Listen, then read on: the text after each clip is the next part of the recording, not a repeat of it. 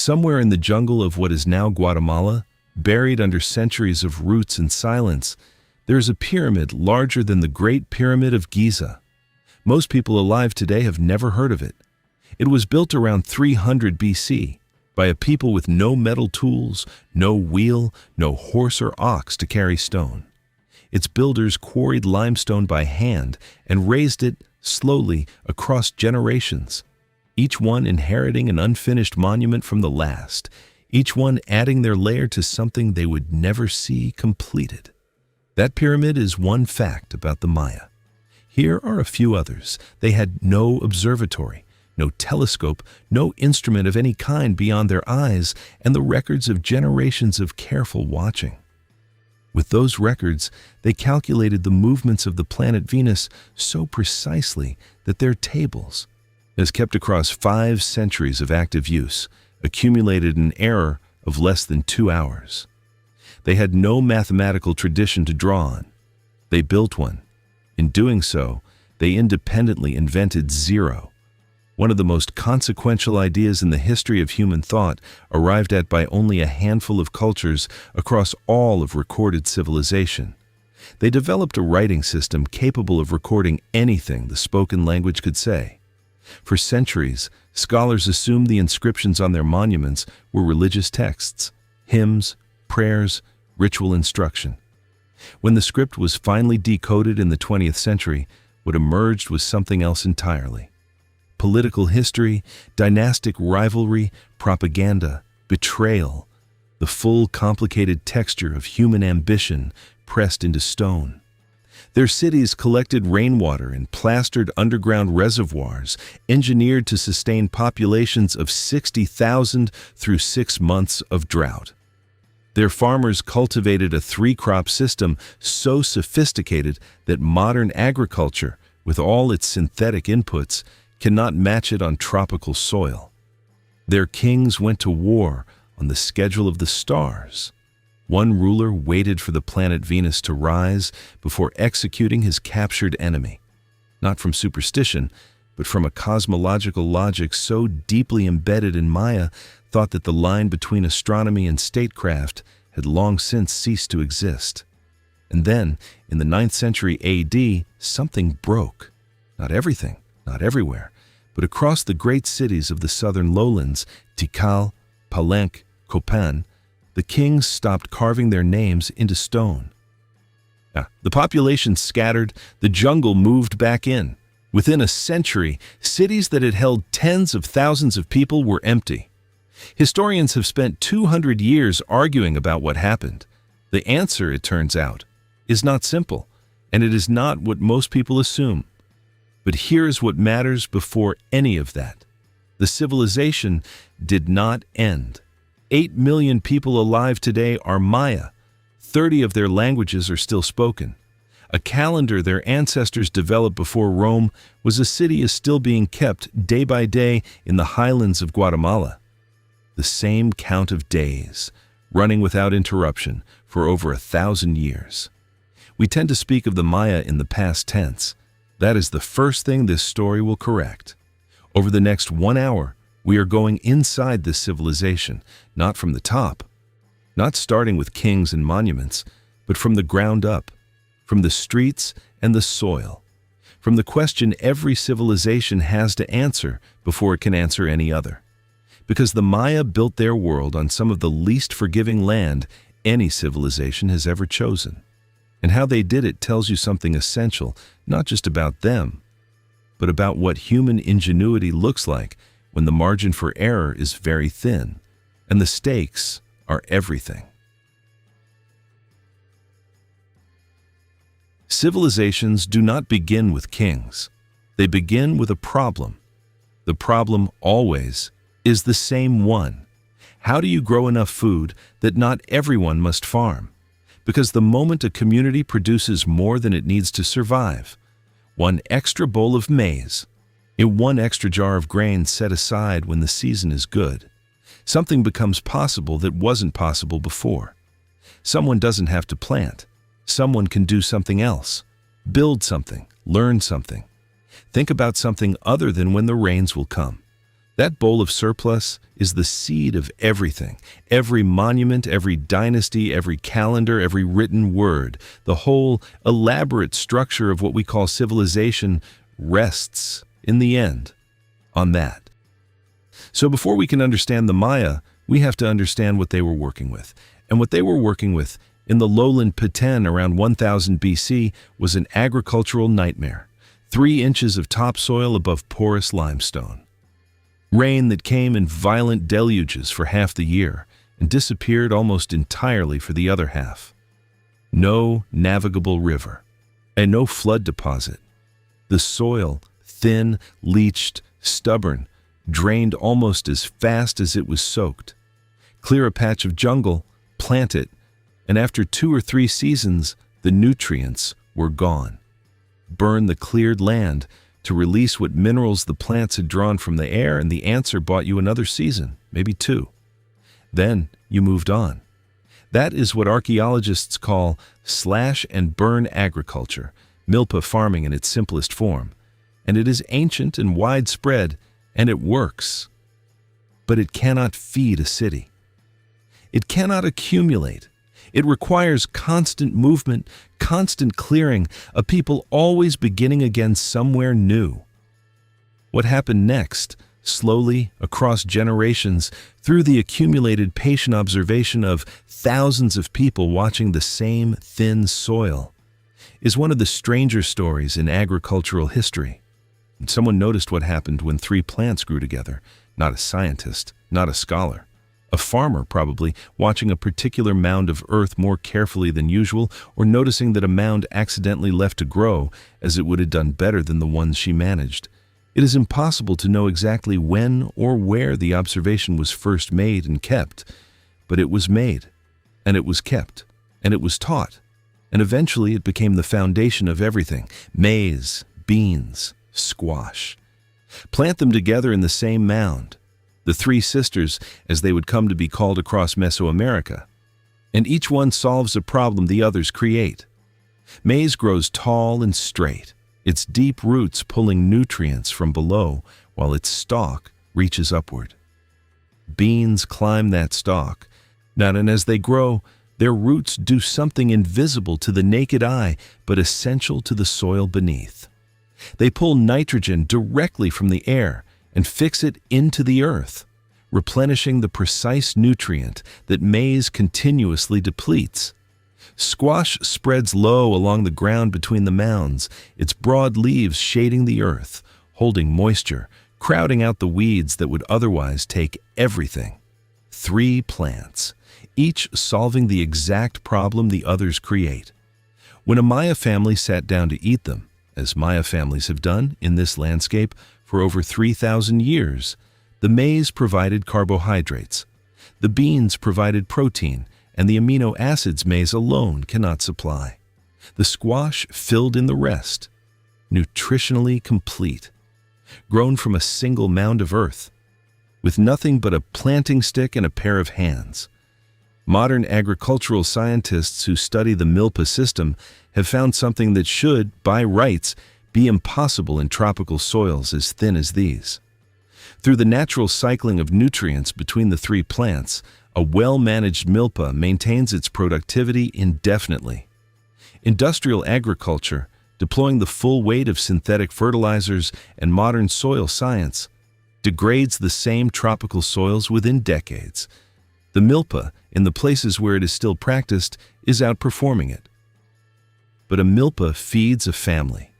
As settlements grew, as the small villages of the early period slowly became towns, and the towns pressed outward toward the edges of the jungle, the system had to scale. And it did, in ways that archaeologists are still uncovering. In the seasonally flooded lowlands of Belize, aerial surveys have revealed something hidden beneath centuries of vegetation: an enormous network of raised fields, elevated planting beds separated by canals, extending across hundreds of square kilometers. The engineering was precise. The canals drained floodwater away from crops. Farmers dredged organic matter back up from the canal floors, decomposed vegetation, mud, accumulated fish waste, and spread it on the beds as fertilizer. composting at the scale of a landscape, requiring no outside inputs and producing reliable harvests year after year. In the western highlands, where the terrain rose into hills, they cut terraces into the slopes, stone-walled platforms creating level planting surfaces, slowing erosion, catching the fertile soil that rain would otherwise carry downhill. At Tikal, an ancient Maya city in what is now Belize, these terraced fields extended for kilometers in every direction. The city and its farmland were one continuous engineered system, not two separate things. And then there was the forest. Most agricultural civilizations clear the forest and replace it with fields. The Maya managed theirs. Research has documented that ancient Maya farmers cultivated at least 204 species of trees across the lowland landscape. Fruit trees, timber trees, medicinal plants, maintained through selective harvesting and deliberate seeding across generations. Among the most important was the ramon tree. Its seeds can be ground into a flour nutritionally comparable to maize. And the Maya almost certainly seeded it deliberately around their settlements, a stored reserve, invisible from a distance, while waiting in the canopy for the year the maize harvest failed. The year the maize harvest failed was not a hypothetical. In the Peten, it came regularly: drought, flood, pest. What stood between a family and starvation was not the surplus from last year's granary alone. It was the ramon trees, the root crops planted in the kitchen garden, the fish in the canal, the deer in the managed forest. The Maya did not eliminate their vulnerability to crop failure. They built so many overlapping buffers around it that no single failure could reach them. Water was the civilization's other great problem. In the northern Yucatan, the broad limestone shelf extending into what is now Mexico, the asteroid impact that struck 60 million years ago had shattered the rock into a vast underground network of freshwater sinkholes. The Maya called these cenotes, and they called them, with accuracy, the mouths of the underworld. A city built above a cenote had access to the freshwater table below, regardless of rain. You could descend stone steps cut into the limestone, go down into cool darkness, and drink. But in the southern lowlands, in the Peten, where Tikal and Palenque and Copan would rise to become the great cities of what historians call the Classic period, there were no cenotes. The seasonal swamps surrounding the cities were alkaline and undrinkable. The limestone underfoot swallowed surface water almost immediately. The solution the Maya developed was quiet and extraordinary. They turned their cities inside out. Tikal, whose population at its height reached somewhere between 60 and 90,000 people, the great ceremonial plazas were not simply open spaces for markets and ritual. They were slightly sloped, carefully paved surfaces engineered to channel rainwater through gutters and channels into a network of plastered limestone reservoirs cut into the bedrock below. The largest single reservoir held an estimated 900,000 gallons.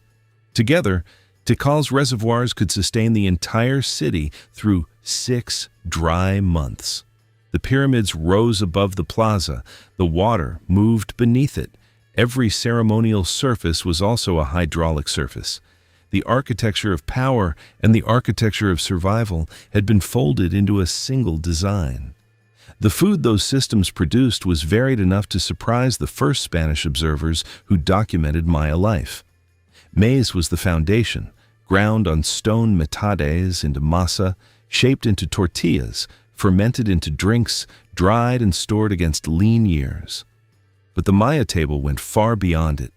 Beans and squash from the milpa, chili peppers and manioc from home gardens, deer and peccary and turkey from the hunt, fish from rivers and coastal waters, dogs raised on maize, fattened for months, eaten at festivals, considered a delicacy, trained cormorants, a cord tied loosely around their necks to prevent swallowing, used to dive and retrieve large fish from rivers, then compelled to surrender their catch. And above all of it, threading through everything, the markets, the ceremonies, The courts of kings sat one plant whose role in Maya civilization went far beyond food: the cacao tree. Its Latin name, given by European botanists in the 18th century, is Theobroma cacao, food of the gods. The Maya ground its seeds with water, chili, and vanilla, and drank the result as a bitter, frothy beverage. Not every day, not by everyone. Cacao was luxury, ritual, status. The drink of kings, served at feasts, offered in ceremony, exchanged as tribute markets. For now, the point is this: by the time the first great Maya cities began to rise, by the time the first pyramids went up and the first kings pressed their names into stone, the agricultural system that would feed them had been running for over 1,000 years. It had been tested against thin soil, unreliable rain, drought, and growing population. It had adapted to each without breaking. A farmer in the Peten in 1000 BC, staring at a patch of jungle and 3 inches of dirt, worked out something that would feed millions of people across 2 millennia of history. History tends to remember the kings who built the pyramids. The farmer who figured out the milpa made the pyramids possible. We have spent enough time with the soil. It is time to walk into the city. Consider a man walking into Tikal at dawn. He has come from one of the farming settlements ringing the city, a cluster of thatched houses maybe 2 hours' walk through the forest, where his family grows maize on a milpa that his grandfather cleared. He carries a bundle, dried fish wrapped in palm leaf, a small clay vessel sealed with wax. He is going to the market. He has made this walk dozens of times. But for a moment, coming out of the tree line and into the open, he stops. He always stops here. Before him, rising from the flat jungle floor, are 5 pyramids. The tallest, Temple 4, though he does not call it that, stands 64 meters above the plaza, higher than any natural feature for hundreds of kilometers in any direction. Its limestone facing catches the early light and holds it, pale and cold, against a sky still shifting from dark to blue. Around its base, the plaza stretches wide, white plastered, clean. At this hour, it is nearly empty. A few figures move along the far edge, a priest perhaps, or a porter arriving early. He knows this city the way a man knows his own house. He knows which of the smaller temples are older, which causeways lead where, which merchants set up near the eastern staircase, and which cluster by the reservoirs. He has never been inside the palace complex at the city's center. That is not a place for a man who grows maize. But he knows its outline against the sky as well as he knows his own hands. He shifts the bundle, steps onto the causeway, and walks toward the market. We have a tendency, when we imagine ancient cities, to see them as monuments, to stand outside and look up. The Maya cities were not built to be looked at from outside. They were built to be lived in, and the experience of living in one was layered in ways that took archaeologists most of the 20th century to begin to understand. Start with what a Maya city actually was. Tikal, at its height in the 8th century AD, held somewhere between 60 and 90,000 people. That is roughly the population of a mid-sized modern American city, a Santa Fe, a Gainesville, compressed into a landscape of jungle and limestone and pyramid. But the comparison only goes so far, because a Maya city did not look like what we mean when we say city. There was no grid, no regular blocks of buildings marching in ordered rows. The ceremonial core, the great pyramids, the plazas, the palace complexes, the ball courts, occupied the high ground at the center, connected by wide stone causeways called sakbiab, at the white roads that radiated outward through the surrounding landscape. But beyond that core, the city dissolved rather than ended. Residential compounds spread through the forest in clusters, each one a family group or an extended lineage, separated from its neighbors by kitchen gardens and small milpa plots in the trees that were never entirely cleared.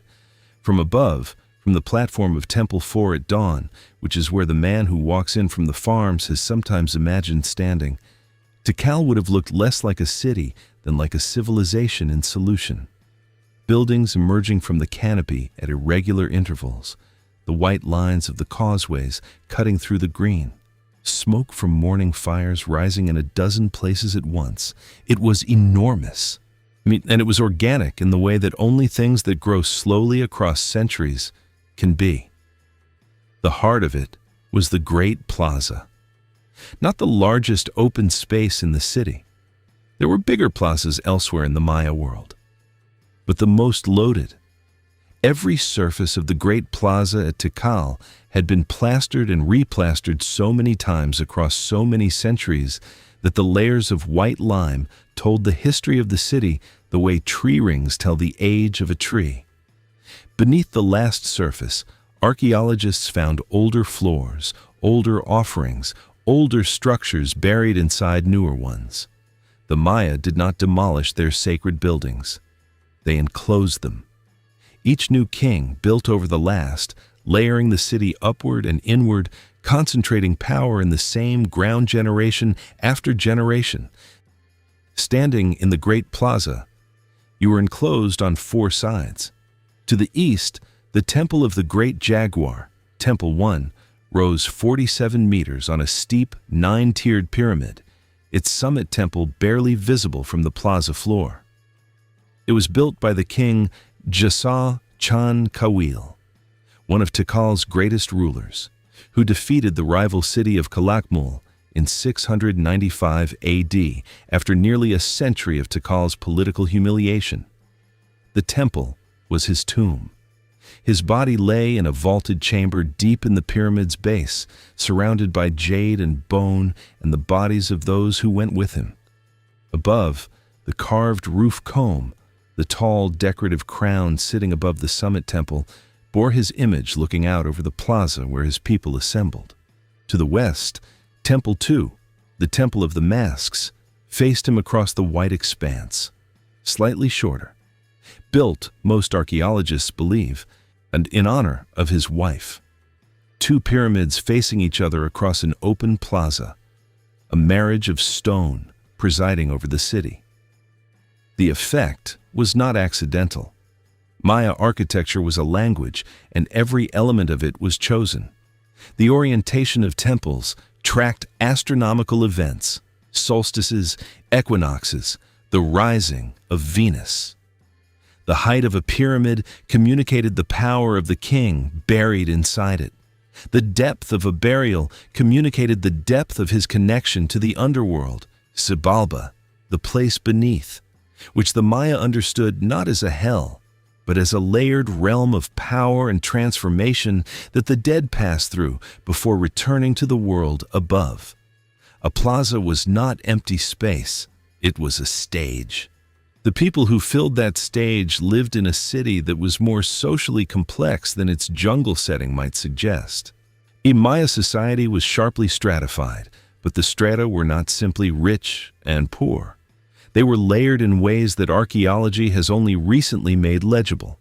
At the top, the Ajah, the lord, the king, and his immediate family, housed in the palace complex, a sprawling labyrinth of vaulted rooms and courtyards at the city's center, where the business of governance mixed with ritual, astronomy, and the daily management of a polity that extended far beyond the city itself.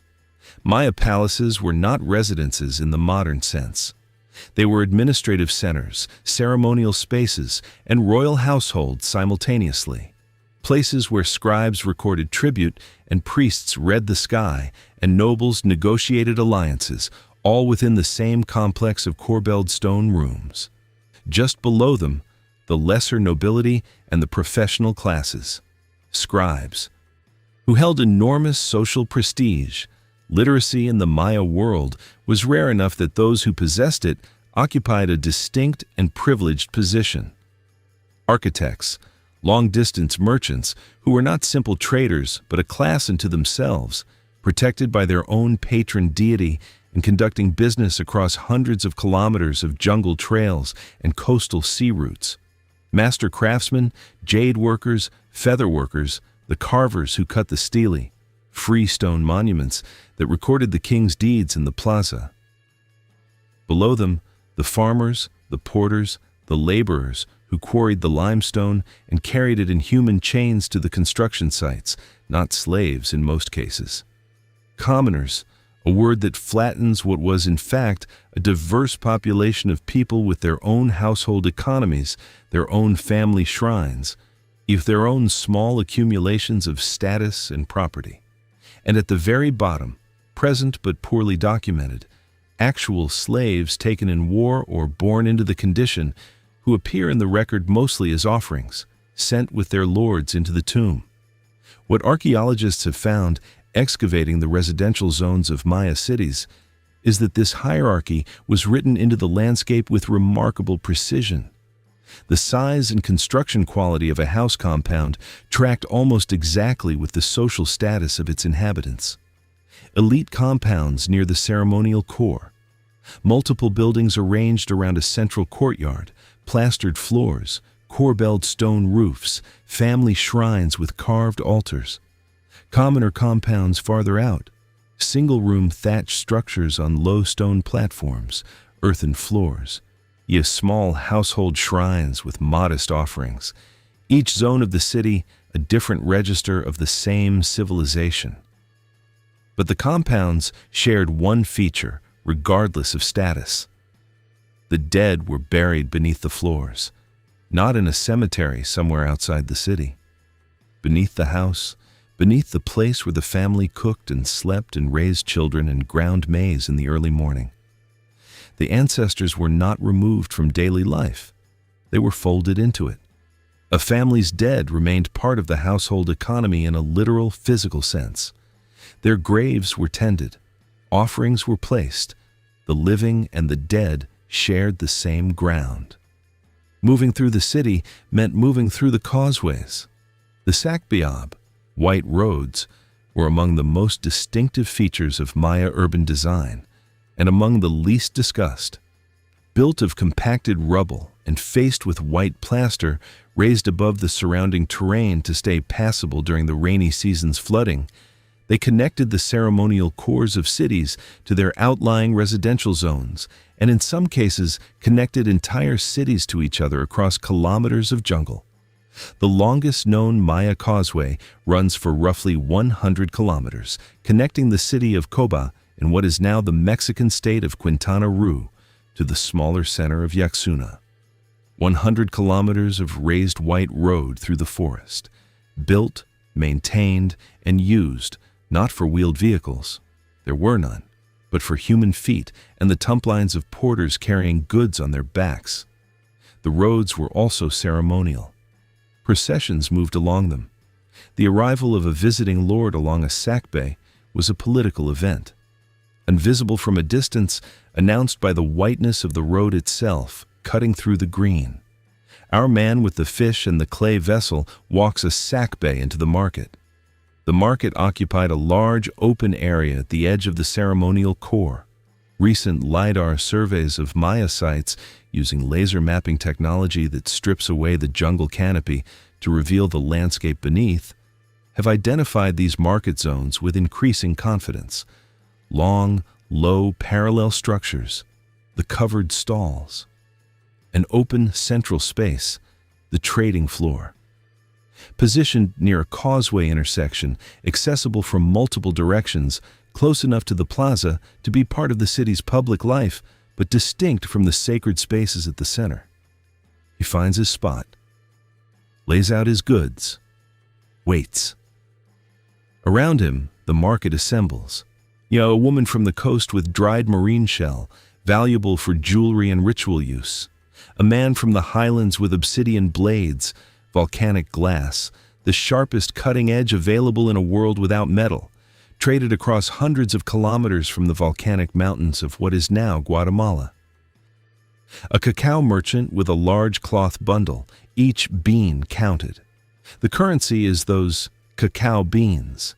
The medium of exchange is also a luxury good, also a ritual substance, also a food.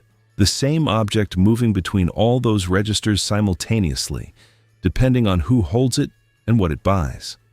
Transactions are conducted by hand sign and close examination. There are no written receipts. But there are standards. Archaeologists have found sets of standardized weights at Maya sites, small stones calibrated to consistent measures, thus suggesting that the market operated with a degree of formalization that goes beyond simple barter. Someone, some institutional authority, probably connected to the palace, was enforcing consistent weights. The market was not outside the political order. It ran inside it. The ball court stood at the edge of the ceremonial zone, its two long parallel walls facing each other across a narrow playing alley. Every major Maya city had one. Some had several. The court at Chichen Itza, the great northern city that would rise to prominence after the Classic period's collapse, is the largest in Mesoamerica, its walls 8 meters high, its playing alley longer than an American football field. But even the smaller courts at cities like Tikal carried the same design, the same sloped walls, and the same stone rings mounted high on the vertical faces through which the rubber ball was, occasionally, with enormous difficulty, passed. The game itself is still not fully understood. The rubber ball was solid and heavy, made from the latex of the rubber tree, and could not be struck with hands or feet in at least some versions of play. Only with the hips, the knees, the elbows. The stone rings were perhaps 15 centimeters in diameter. Passing the ball through one may have been less a regular event than an extraordinary one, the moment that ended everything. What is understood is the cosmological weight the game carried. The ball court was a map of the underworld's entrance. The ball was the sun. The game reenacted the journey of the hero twins, two figures from Maya mythology who descended into Xibalba, defeated the lords of death through a combination of cunning and athletic skill, and rose again. The Popol Vuh, the great Maya creation narrative, devotes much of its length to this journey.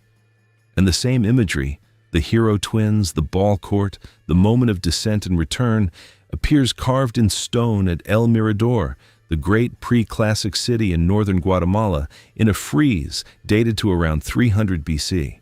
The same story in active ritual use for over 2,000 years.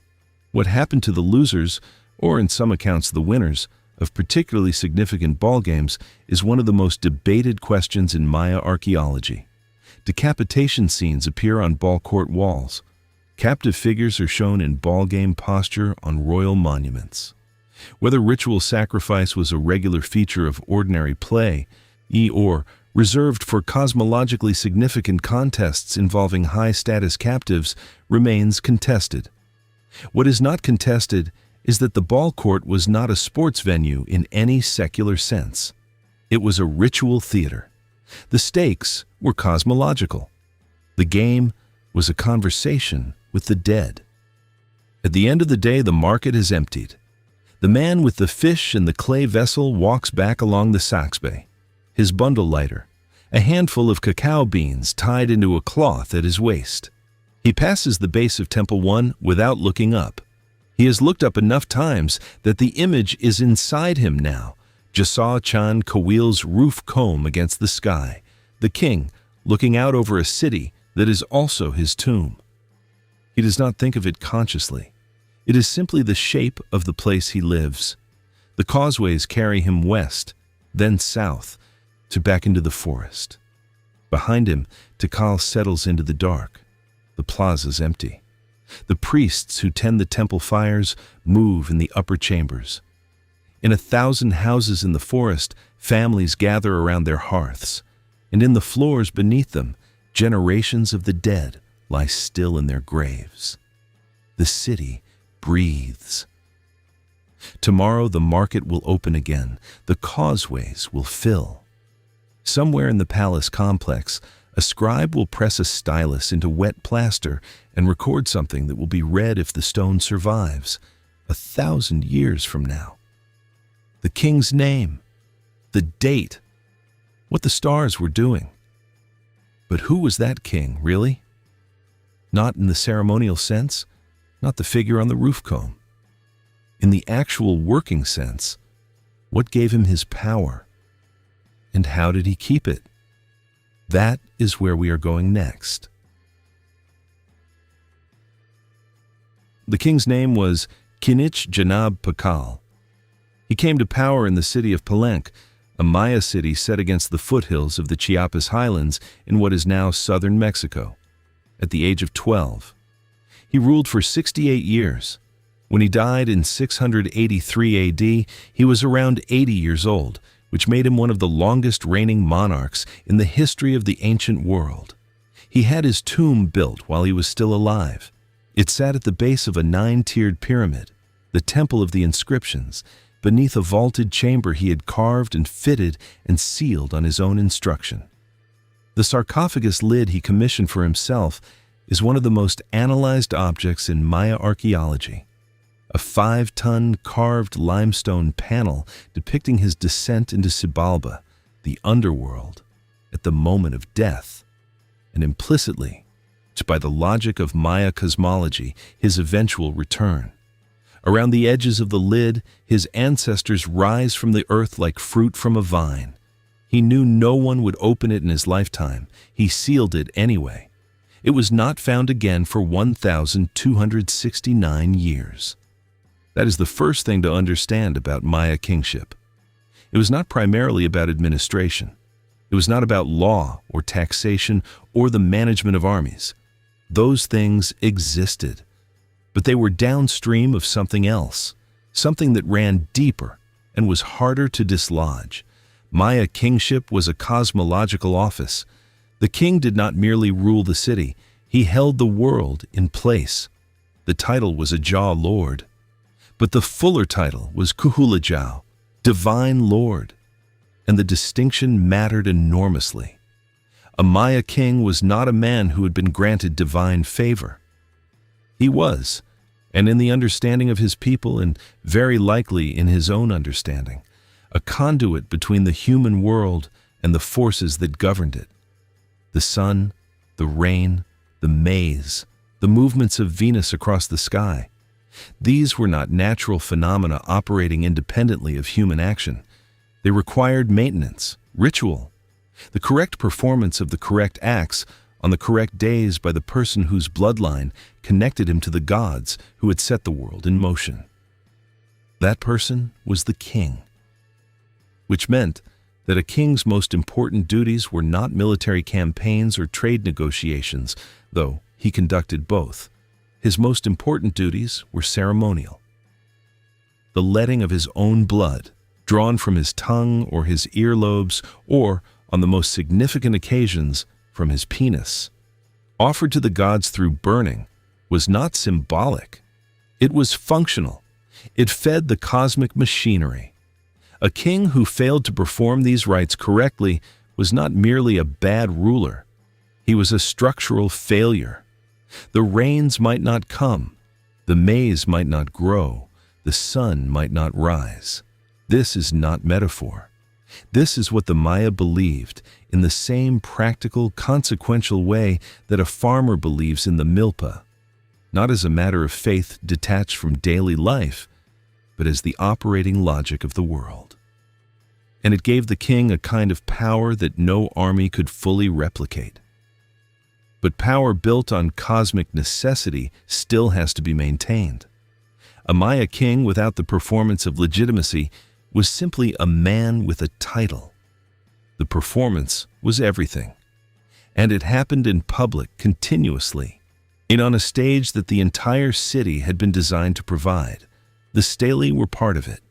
These tall, carved stone monuments, erected in plazas at the bases of pyramids along causeways, recorded the king's deeds in a script that most of his subjects could not read. That did not diminish their power. The stelae were not primarily informational, they were declarative. They stated, in permanent stone, that this king had existed, had acted, had been witnessed by the gods. A plaza ringed with stelae was a plaza where the past had been pinned down, where kingship had accumulated weight. The rituals were part of it. The great public ceremonies, the period-ending festivals that marked the completion of significant cycles in the Maya calendar, the accession rites when a new king took power, Yet the war captive sacrifices that demonstrated the king's ability to compel the cosmos drew the entire city into the plaza. The king descended the pyramid steps in full regalia, jade mosaic mask, Quetzal feather headdress, the ritual objects of his office. The crowd below was not an audience, it was a participant. The ceremony required witnesses. Without the gathered people, the rite was incomplete. This is why the plaza was built the way it was, not for beauty, for acoustics and sightlines.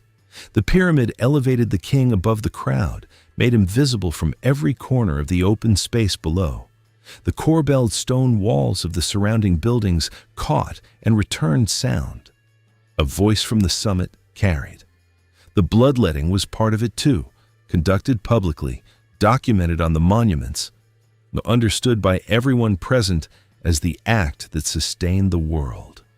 Lady Sak, the wife of the Yaxchilan king Shield Jaguar, is depicted on a carved stone lintel pulling a thorn-studded rope through her own tongue while her husband stands above her in full regalia. The blood falls onto paper. The paper is burned. From the smoke of burning blood, the vision serpent rises, the great feathered snake that was the conduit between the human and divine. And from its open mouth, an ancestor emerges, armed and speaking. This is not horror. This is maintenance.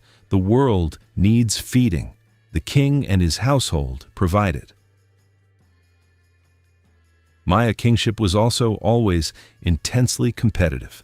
The Maya lowlands were never a unified empire. That point cannot be overstated.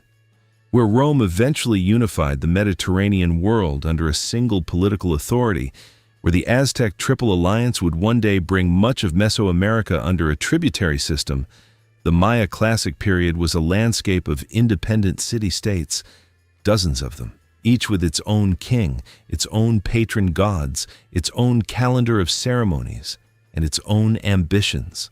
They fought each other constantly. But Maya warfare was not the warfare of annihilation.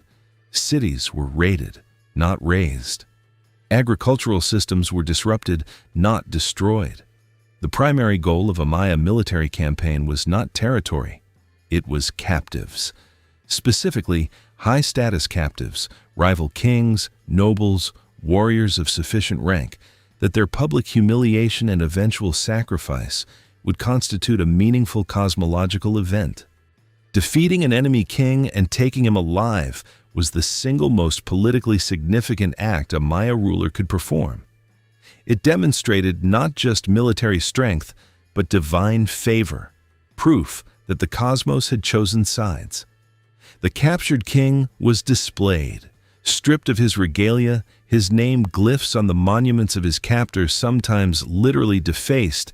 He became the inverse of everything kingship meant. Where the ruling king stood elevated and clothed in the symbols of cosmic authority, the captive knelt at his feet, bound, diminished, his power visibly revoked by the gods. And then, on a day chosen by the calendar, which is to say, on a day when the astronomical conditions made the sacrifice most cosmologically resonant, he was killed. Jasa Chan Kawil, the king buried in Temple 1 at Tikal, whose pyramid our farmer passes without looking up, waited years after his great military victory over Calakmul before sacrificing his royal captive. He waited, the inscription suggests, for Venus, for the planet to reach a specific position in its cycle that made the moment auspicious. The killing was not rage, it was precision. Power this elaborate required an apparatus to sustain it. Behind the king stood the court, a web of nobles, scribes, priests, and military commanders whose loyalty was maintained through land grants, marriage alliances, and the distribution of luxury goods that only the king could access. Jade, obsidian, cacao, Quetzal feathers from the highland forests, iridescent green, worn only by those the king permitted to wear them. The scribes deserve particular attention. In a civilization where writing was power, were the ability to record the king's deeds, to read the calendar, to communicate with allied cities. The men and women who held that skill occupied a position that was simultaneously servant and indispensable. Maya scribes were often members of the royal family itself. Literacy was not democratized. It was concentrated deliberately in the hands of those whose loyalty to the throne was structural. The monuments they carved and the books they made, screenfold manuscripts of bark paper covered in gesso and painted in vivid pigments, were the instruments of royal memory. What the king had done, when he had done it, what the gods had witnessed. Almost all of those books are gone. In 1562, a Spanish bishop named Diego de Landa ordered the burning of every Maya manuscript he could find in the Yucatan. He later wrote, with a candor that has made him one of history's more complicated figures, that the books contained nothing but superstition and the devil's lies, and that destroying them caused the Maya great grief and pain. He burned them anyway. Thousands, possibly. The accumulated written record of centuries of Maya thought, science, history, and ritual reduced to ash in an afternoon. 4 codices survived, 4 out of what may have been thousands. One of them, the Dresden Codex, named for the German city where it ended up, contains the Venus tables whose precision the hook described. It survived the Spanish. It nearly didn't survive the Allies. In February 1945, the Allied firebombing of Dresden sent it through water damage that partially obscured its pages before it was rescued. The same 4 pages of Venus calculations that a Maya astronomer completed before the fall of Rome that survived the burning bishop nearly burned again in the last year of the Second World War. The kings of the classic period ruled for roughly 5 centuries, from around 250 AD to 900 AD, and in that time built the pyramids, the stelae, the ball courts, the palace complexes that still define the popular image of the Maya. But they were not the whole civilization. They were the top of it. Beneath them, sustaining them, and mostly invisible in the monuments, because monuments record what kings want recorded, was the population of farmers and merchants and craftsmen and porters and market traders whose daily labor made the pyramids possible. The king held the world in place. The world held the king in place. When that relationship broke down, when the kings could no longer deliver the rains, could no longer win the wars, could no longer convince the people in the compounds at the city's edge that the cosmic machinery was still running, the population had a response available that required no army and no revolution. They left, not all at once, not everywhere simultaneously, but across the southern lowlands in the 9th century, city after city was quietly, irreversibly abandoned. The farmers stopped farming the terraces. The scribes stopped carving the stelae.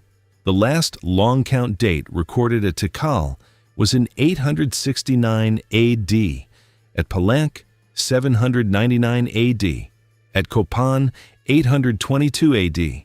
The kings did not fall. They simply found themselves alone in their plazas, their cosmic authority intact, their cities empty. What brought that about, and what survived it, is where we are going next.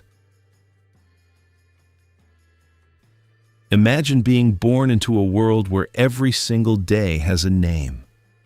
Not a number. A name. A character.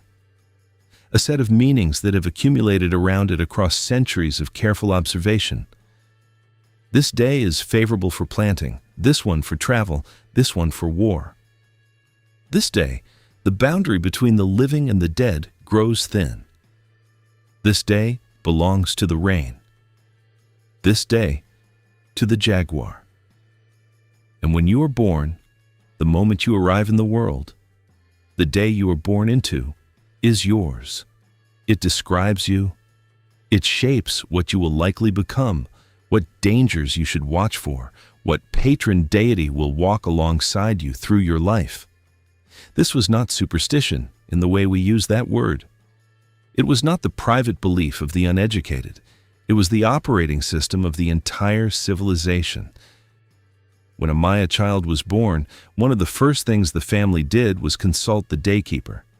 Daykeepers were the ritual specialists who maintained the sacred calendar, men and women, often passing the knowledge from parent to child across generations, who had memorized the 260 days of the Tzolk'in and spent their lives learning what each one meant. They were not priests in the temple sense. They were more like navigators. They knew where you were in time, and they knew what that meant for the decision you were trying to make. A daykeeper consulted for a newborn would read the day's name and number, consider its patron deity and its associations, and tell the parents what they were working with.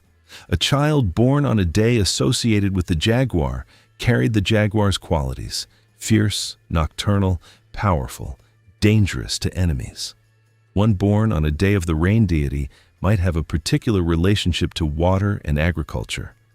The reading was not a verdict. It was a map. That map was taken seriously for an entire lifetime. When the child grew and married, the daykeeper was consulted again. Were the two birthdays compatible? Did the calendar permit this union? What dates were auspicious for the ceremony? When a farmer prepared to plant, he consulted the calendar. When a merchant planned a journey, he consulted the calendar. When a king decided to go to war, he consulted the calendar, and if the calendar said wait, he waited, even if the military logic said move now. The calendar was not a constraint on life. It was the structure that made life legible. The sacred count was 260 days, the Tzolk'in. Why 260? The honest answer is that no one is entirely certain. It does not match the solar year. It does not match the lunar cycle. What it does match in the highland regions of Guatemala, where Maya civilization has its deepest roots, is the interval between the 2 days each year when the sun passes directly overhead. A phenomenon visible and dramatic in the tropics that has no equivalent further north. 260 days between those two zeniths. The sky itself may have given them the number. What matters more than its origin is what it felt like from the inside. Now each of the 260 days had weight. Some were days of abundance when undertakings prospered. Some were days of danger when the wrong move could unravel everything. 5 days at the turn of the solar year, a period called the Wayeb, fell outside the calendar's protection entirely. 5 nameless days when the boundary between the human world and the underworld dissolved. During the Wayeb, Maya people stayed close to home, avoided conflict, did not wash their hair. The world was briefly unmoored, and the only reasonable response was stillness. And then the new year began, and the structure returned, and ordinary life resumed. Every 52 years, something happened that stopped everything. The sacred 260-day count and the 365-day solar year ran simultaneously, like two wheels of different sizes turning together. Because of their particular lengths, a specific combination of dates in both calendars did not repeat for exactly 52 years. When that cycle completed, when the two wheels returned to the same position they had held 52 years before, it was one of the most charged moments in Maya life. 52 years is roughly a human lifetime. Many of the people watching had never seen this before. On the night the cycle ended, fires were extinguished across the city. Every hearth dark. The darkness was not ceremonial in a casual sense. It was the literal enactment of uncertainty, the acknowledgement that the world's continuation was not guaranteed. The gods had destroyed previous creations. They could destroy this one. People climbed to rooftops and high places and watched the sky. They were waiting for the Pleiades, a tight cluster of stars, to cross the zenith at midnight.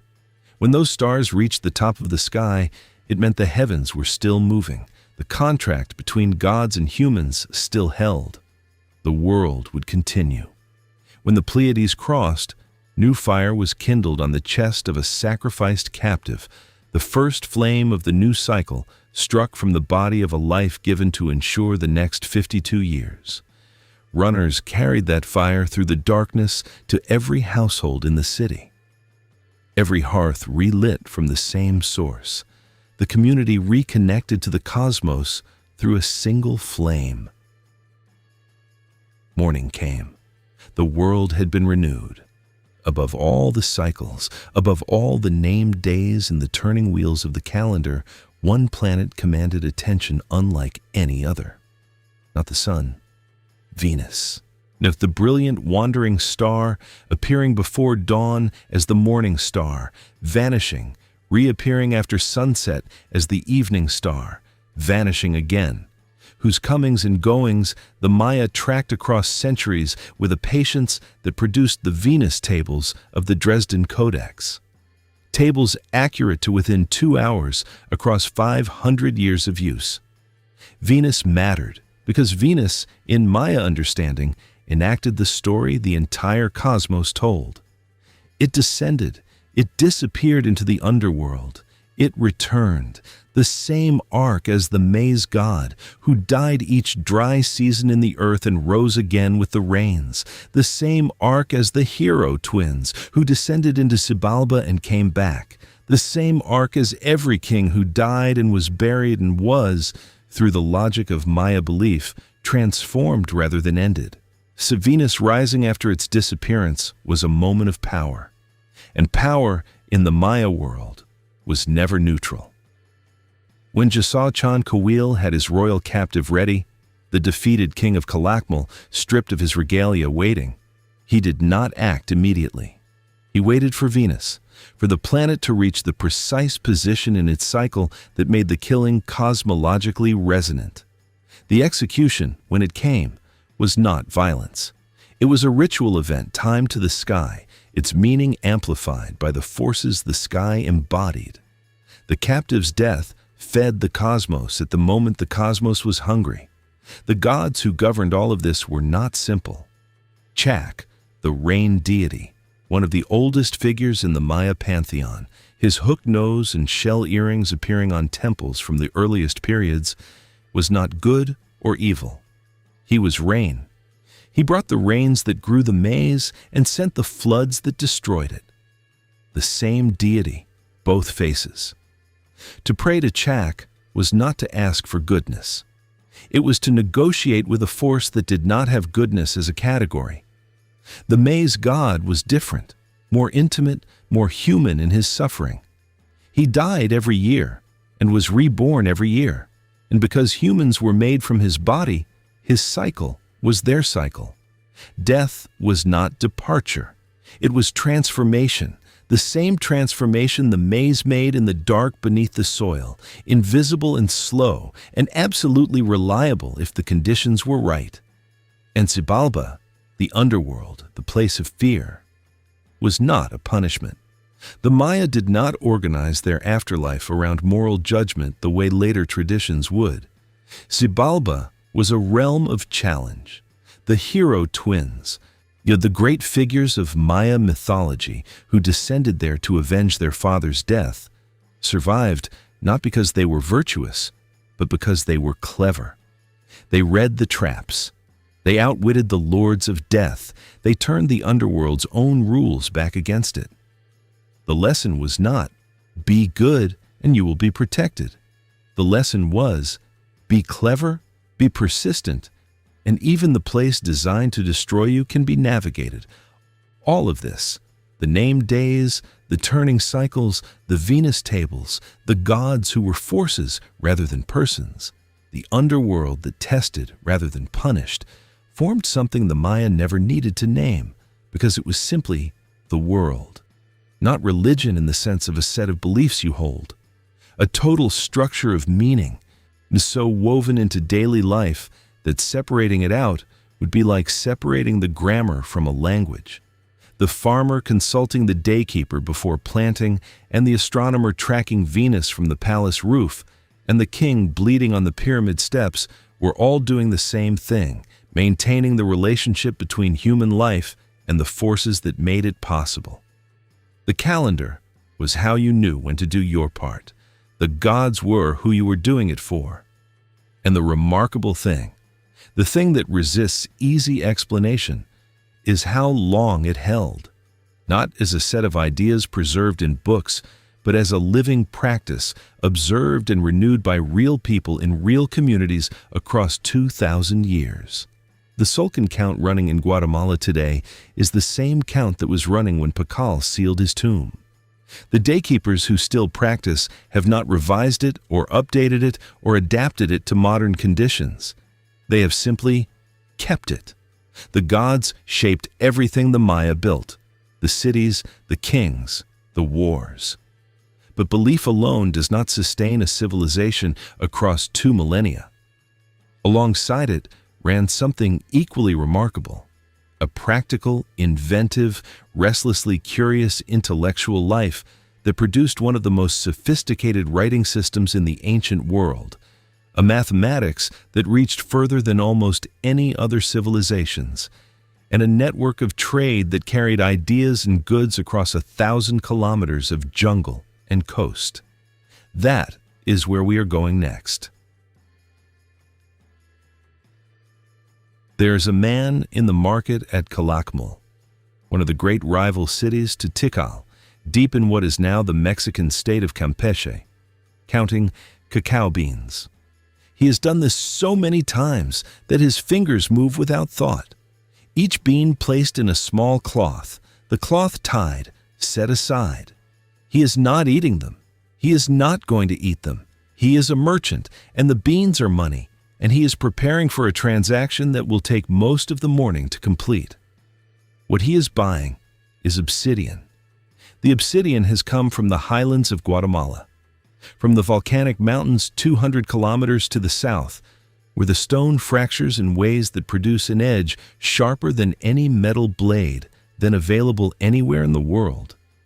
It has passed through several hands already. A highland community quarried it, shaped it into rough blanks. A trader carried it north along the forest trails, through the mountains and into the lowlands. Another trader brought it into the city. Now, it sits here, not in the market, and the man with the cacao beans wants it badly enough to have been calculating the exchange for days. He is not unusual. The market at Calakmul, like the markets at Tikal and Palenque and Copan and dozens of smaller centers, was a busy and sophisticated place. Goods moved across the Maya world in volumes and over distances that most people, when they think of ancient Mesoamerica, do not imagine. The Maya trade network was not a collection of local markets connected by occasional long-distance expeditions. It was a system, continuous, organized, with its own professional class of merchants who traveled it as a vocation and were protected by their own patron deity, a figure called Ek Chuaj, the Black Scorpion, the god of traveling merchants and cacao. And that a deity existed specifically for traveling merchants tells you something about how important they were. Goods moved by two routes: overland along the Sac-Biab and forest trails carried by human porters using tump lines, straps across the forehead supporting loads on the back, and by sea along the coastlines of the Yucatan Peninsula and down into Central America in large dugout canoes that could carry substantial cargo. When Christopher Columbus encountered a Maya trading canoe off the coast of Honduras in 1502 on his fourth voyage, he noted its size with surprise. It was as long as a Spanish galley. It carried a crew of paddlers, a canopy amidships for the merchant and his goods, and a cargo that included copper bells, ceramic vessels, cotton cloth, cacao, and obsidian blades. And the network was already old when Columbus encountered it. It had been running, in some form, for over 1,000 years. What moved through it was not only goods. Ideas moved, styles moved, the distinctive architectural features of one city appearing in another 200 kilometers away, not because of conquest, but because of contact, merchants carrying not just obsidian and cacao, but information, designs, religious imagery, the latest innovations in pottery or textile work. The Maya world was not a collection of isolated city-states. It was a conversation conducted in goods and images across the full extent of the lowlands and beyond. Cacao was the currency that made it all run, not metaphorically, literally.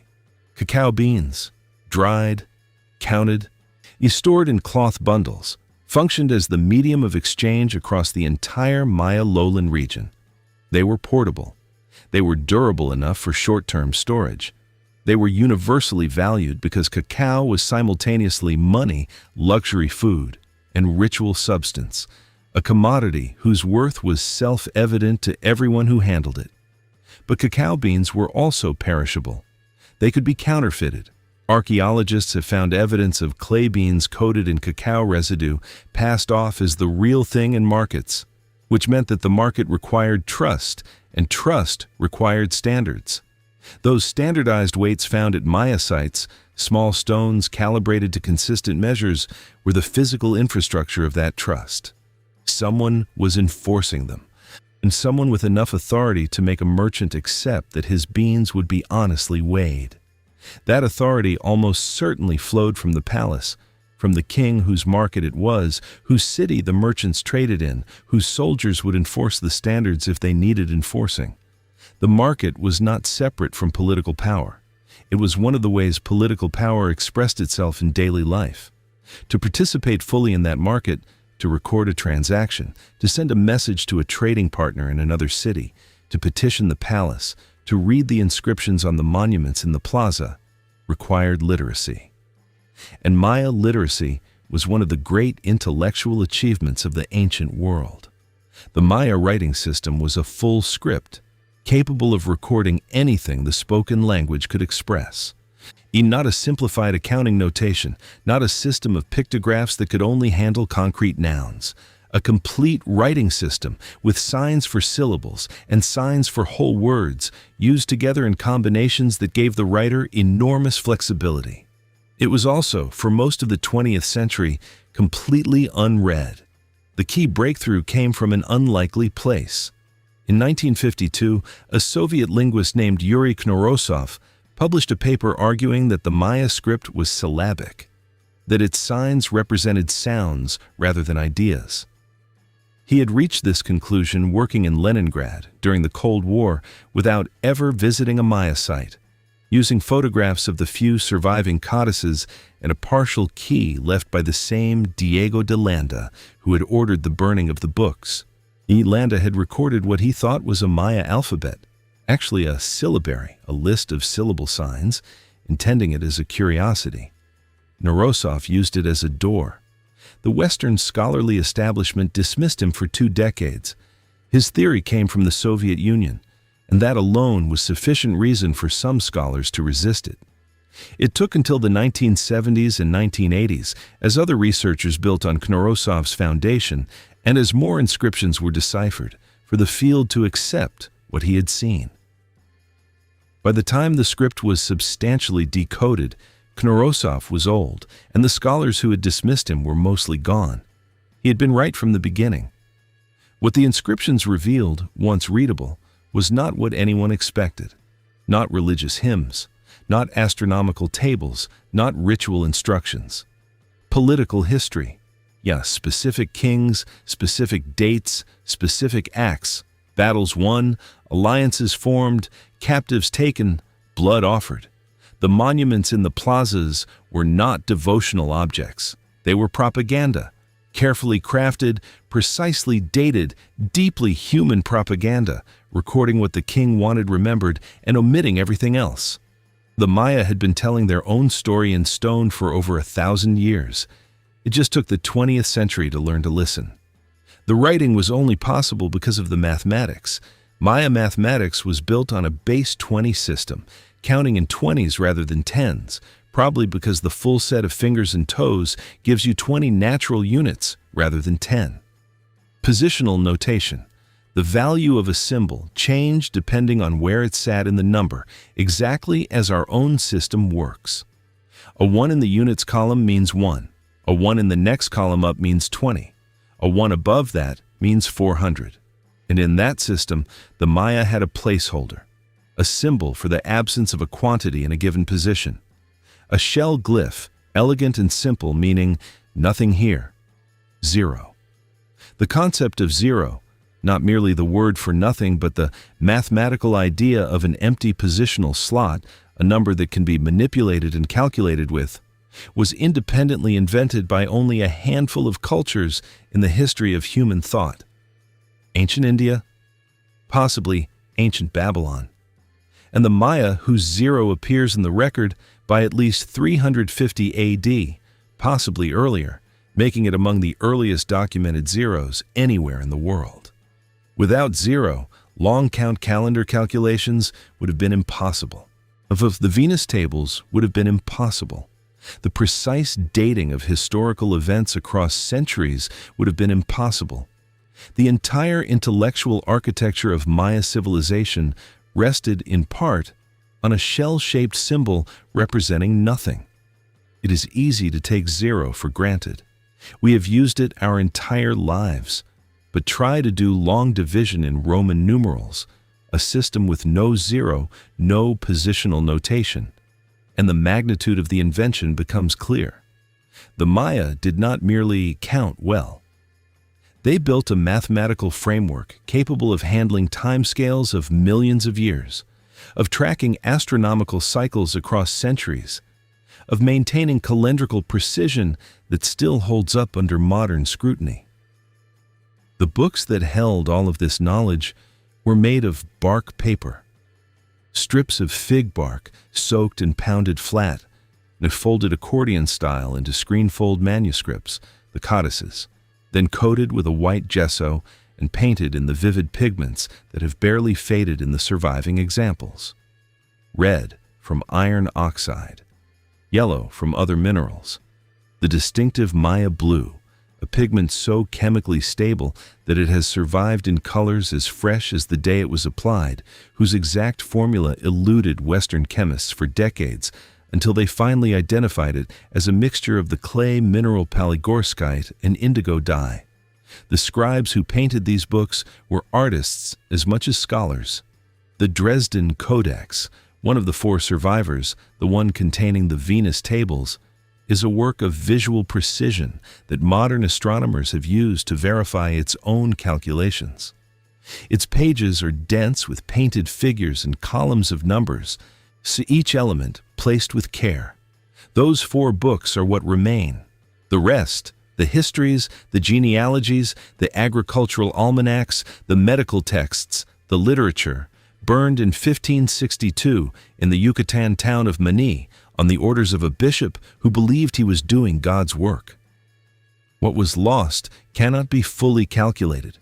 It is one of the great intellectual destructions in human history, comparable to the burning of the Library of Alexandria. Except that in this case, we know exactly who ordered it, and we have his own account of what he did, written in his own hand, expressing no significant regret. The man in the market at Calakmul finishes counting his cacao beans. He does not know that the number he has counted to, whatever it is, sits in a mathematical system containing 0, a concept so powerful that civilizations without it have struggled to do the calculations that his culture handles as routine. He does not think about it in those terms. He simply knows how to count in the way his civilization counts, the way his father counted, and his father before him. He hands over the cloth bundle, receives the obsidian. The transaction is complete. He will carry the obsidian back to his household, where his wife will use one of the blades to cut the bark paper she is preparing for a local scribe. The scribe will paint it with gesso and sit with it for several days thinking before he begins to write. What he will write, no one now knows. Whatever it was, it is gone. What was not gone, what the burning bishop and the conquering armies and the collapsing cities could not reach, was the knowledge held in living hands, the daykeeper's count, the farmer's milpa, the merchant's roots, the things that did not need to be written down because they were carried in the body, passed from mother to daughter, father to son, across the long, unrecorded centuries. That continuity, what it means, what it cost, what it still holds, is where this story ends. But before we get there, we have to pass through the collapse. Through the 9th century, when the great cities of the southern lowlands went quiet one by one, when the kings found themselves alone, what actually broke and what didn't.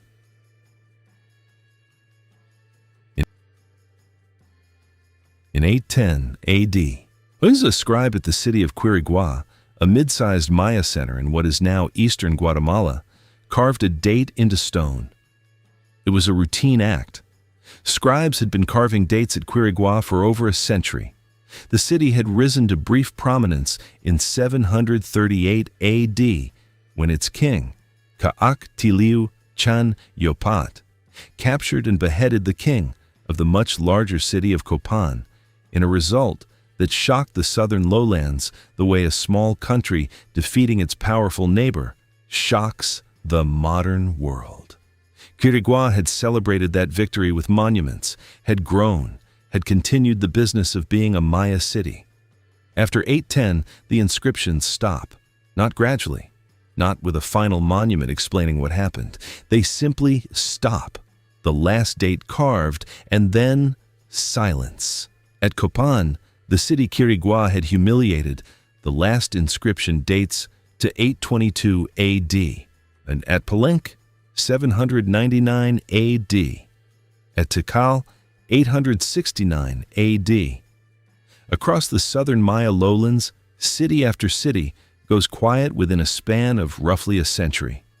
The longest tradition of continuous monument carving in the ancient Americas simply ends, city by city, like lights going out across a landscape. Historians call this the classic Maya collapse. That word, collapse, is both accurate and misleading, and understanding the difference is most of what this block is about. What ended was specific. The institution of divine kingship in the southern lowlands did not survive the 9th century. The Great Pyramid building, plaza paving, stela carving tradition of the classic period came to a close. The populations of the major southern cities, Tikal, Palenque, Copan, Caracol, declined dramatically, in some cases to near zero. The jungle moved back in. The reservoirs silted up. The terraced fields on the hillsides were abandoned and eroded.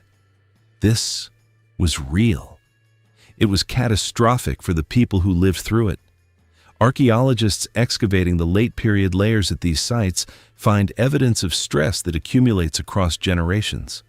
Skeletal remains showing malnutrition, evidence of violence, signs of a population under pressure long before the final abandonment. Whatever broke, it broke slowly and then completely. But what ended in the southern lowlands was not Maya civilization. In the northern Yucatan, cities continued. Chichen Itza, a large and cosmopolitan center in what is now the Mexican state of Yucatan, was arguably at the height of its power in the 10th century, just as the southern cities were emptying. The city of Uxmal, with its extraordinary Puuc-style architecture, the intricate stone mosaic facades that represent some of the finest decorative stonework in Mesoamerica, was thriving. The northern Maya did not collapse. They continued, adapted, and in some cases flourished for centuries more. The collapse was regional, not civilizational. So what broke in the south? The honest answer is several things at once, compounding each other over roughly a century in ways that the kings and their courts could neither prevent nor explain. Begin with the drought. Paleoclimatologists, scientists who reconstruct ancient climates from lake sediment cores, stalagmites, and other geological records, have found clear evidence of a series of severe droughts striking the Maya lowlands between approximately 800 and 1000 AD. Not one drought, several, recurring, arriving at intervals just short enough that the agricultural system could not fully recover between them. The Maya had built their civilization specifically to manage water scarcity, The reservoirs, the canals, the raised fields, the Ramon trees as backup when the maize failed. Those systems were extraordinary, but they had been designed for the normal variability of the lowland climate. The droughts of the 9th century were not normal variability. They were prolonged, severe, and they came back. Tikal's reservoirs at full capacity could sustain the city for 6 dry months. A drought that stretched across 2 years, 3 years, returned before the water table recovered. That was a different problem entirely. The buffer the Maya had spent centuries building was not deep enough for what arrived. But drought alone does not empty cities. People do not abandon their homes, their family shrines, their ancestors buried beneath the floors because of bad weather alone. They endure. They adapt. The Maya had adapted before, across 2,000 years of difficult land. What the drought did was expose a structural weakness that had been building for a long time. The Classic period had been, among other things, a period of relentless political competition. The wars between city-states, the raids, the captures, the cycles of alliance and betrayal had intensified across the 8th century as the major powers jostled for dominance. Tikal against Calakmul, with smaller cities drawn into the conflict on one side or the other, shifting loyalties, buffer states switching allegiances, and the whole elaborate web of Maya interstate politics under increasing strain. War disrupts agriculture. A raiding army moving through the countryside does not stop to respect the raised fields or the terrace walls. Agricultural labor diverted to military service means less food produced. Less food means a population under stress. A population under stress is more vulnerable to drought. And drought means the king cannot deliver what is off his promises. This is the point where the cosmological logic of Maya kingship becomes a structural liability. A king's legitimacy rested on his ability to mediate between the human world and the forces that governed it. He bled for the rain. He performed the ceremonies. He read the sky and timed his actions to the calendar. If the rain came, the contract was visibly working.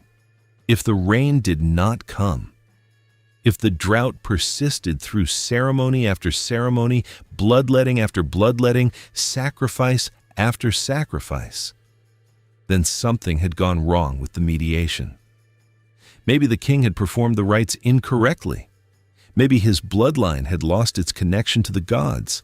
Maybe this particular king was not, in fact, what he claimed to be. In a system where the king's power derived from his cosmic function, a king who could not make the rains come had a legitimacy problem that no army could solve. The population's response was not revolution. There is almost no evidence of violent overthrow in the abandonment of the classic cities. No burned palaces, no massacred royal families, no signs of the kind of sudden, catastrophic internal violence that ends dynasties in a day. What the archaeology shows is something quieter, and in some ways, more devastating. Gradual depopulation, families leaving, one household at a time, then clusters, then whole residential zones emptying out. Moving north toward the Yucatan, where the cenotes still held water and the cities still functioned. Moving to smaller settlements in the countryside, closer to workable land. Moving, some of them, simply away, into the forest, back to a subsistence farming life that did not require the city, did not require the king, did not require the cosmic contract to be functional. The farmers simply withdrew their labor. And without the farmers, without the people who grew the food and quarried the stone and carried the loads and filled the plazas for the ceremonies that gave the king his meaning, the city was nothing. The king were alone on his pyramid with his jade and his bloodletting and his astronomical calculations, was a man performing a ritual with no audience. The ceremony required witnesses. Block 2 said that. When the witnesses left, the ceremony ended. It is worth pausing here on what this means.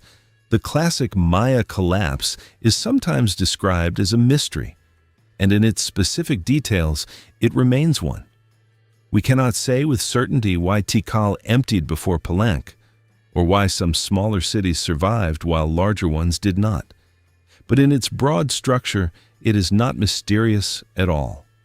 A civilization built in a difficult environment, sustaining itself through an agricultural system with real limits, governed by a political structure whose legitimacy depended on delivering results.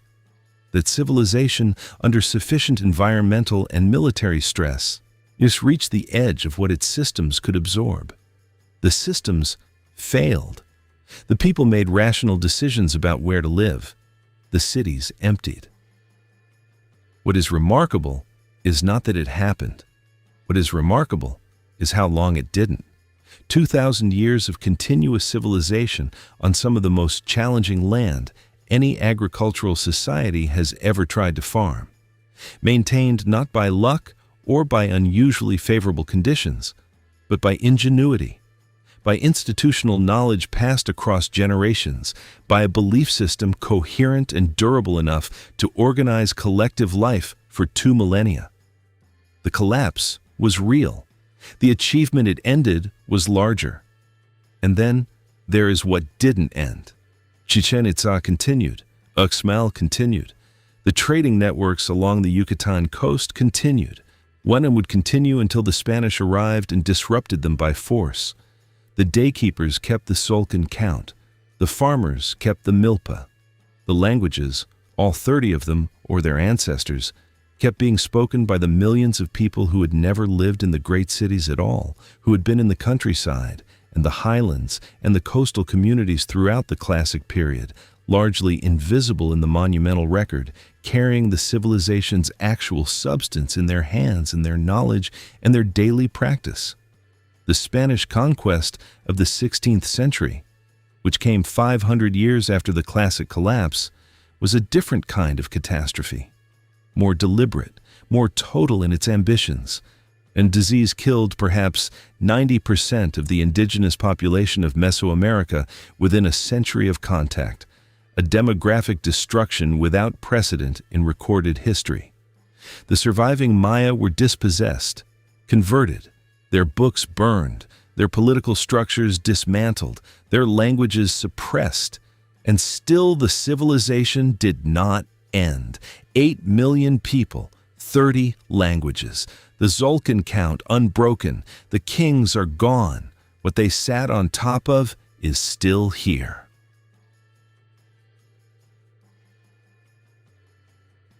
There is a woman in the highlands of Guatemala who woke up this morning knowing what day it is. Not the date on a calendar hanging on her wall. The day, its name, its character, its place in the 260-day count that has been running without interruption since before the fall of Rome.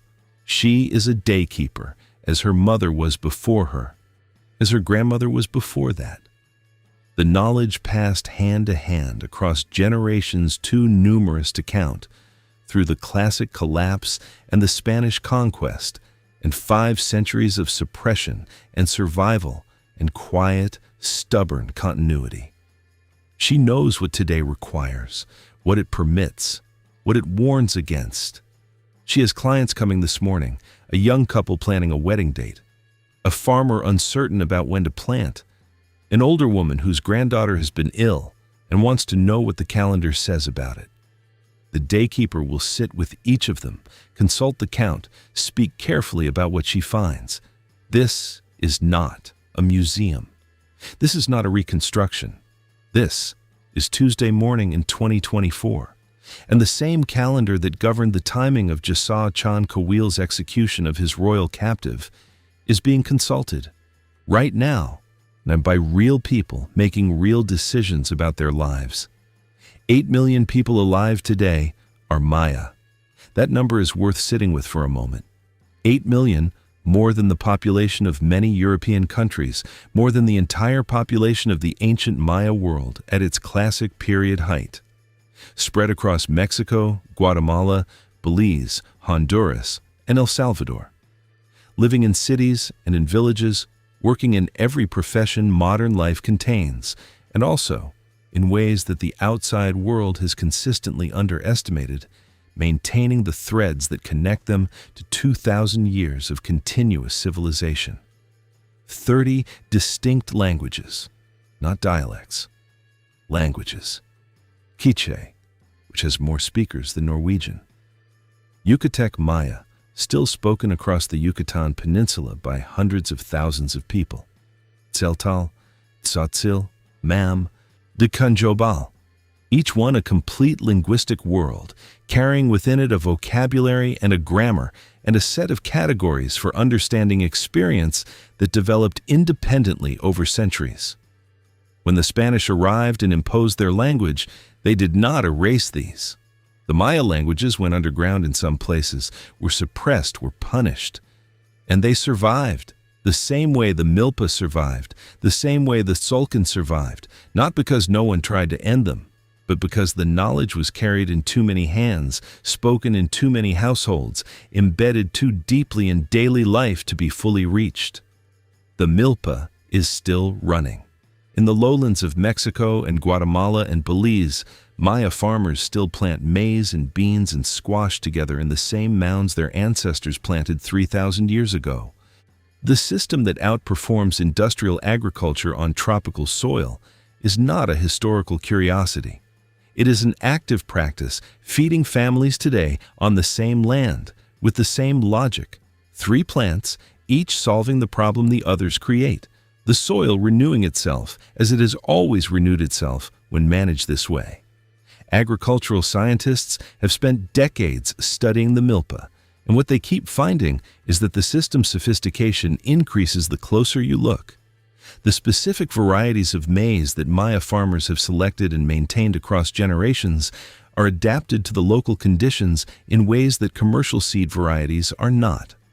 The knowledge of which plants to intercrop in which combinations, which soils respond to which management, when to let a field rest, and when to plant again. This is not written in any book. It lives in the farmers who practice it. It is a library, one that walks and plants and harvests. The art is still running too. Maya textile weaving, the tradition of producing richly patterned cloth on the backstrap loom, a technology unchanged in its essentials for 2,000 years, is practiced today by hundreds of thousands of Maya women across the highlands of Guatemala. Each community has its own patterns, its own color combinations, its own visual vocabulary. The huipil, the traditional blouse worn by a woman from the community of Santiago Atitlan, is immediately distinguishable from the huipil of a woman from Chichicastenango or San Juan Comalapa. The patterns are not decoration, they are identity. They record in thread the community's history and cosmology and sense of itself. When the Spanish tried to suppress traditional dress, the women kept weaving. When the Guatemalan Civil War of the 1970s and 1980s targeted Maya communities with particular brutality, tens of thousands killed, hundreds of villages burned, the women kept weaving. The cloth survived the soldiers the same way the calendar survived the bishop. Some things are simply too woven into life to be cut out. And then there is the archaeology. In 2018, a team of researchers published the results of a LiDAR survey, laser mapping from aircraft, covering over 2,100 square kilometers of the northern Guatemalan lowlands. What the survey revealed beneath the jungle canopy that had hidden it for over 1,000 years was staggering even to the scientists who had commissioned it.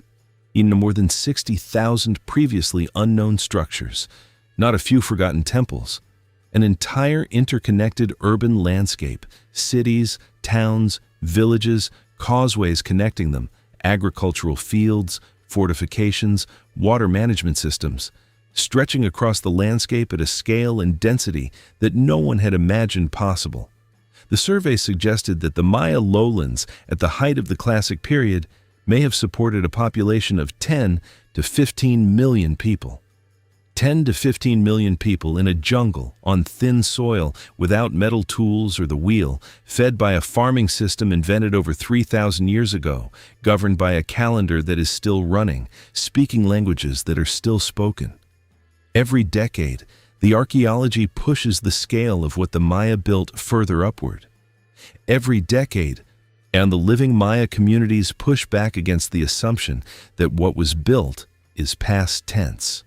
Which brings us finally to the question the hook asked at the beginning. Not what the Maya built, how, and whether the how is worth understanding.